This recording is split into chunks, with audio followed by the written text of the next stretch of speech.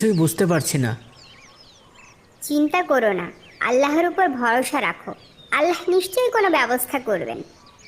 বাবা, তুমি মন খারাপ করো না। আমার জন্য লজেন্সও আনতে হবে না। আমি আল্লাহর কাছে দোয়া করেছি, নিশ্চয় আল্লাহ আমাদের সাহায্য করবেন। হ্যাঁ বাবা, আল্লাহ যে আমাদের একমাত্র ভরসা। চললে কোথায় এখন? বাড়িতে বসে থাকলে কি হবে?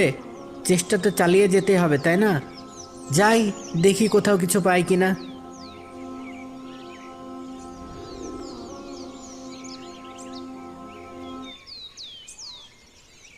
ভাই, আপনাদের এখানে কি একটা কাজ পাওয়া যাবে? না ভাই, কাজ নেই।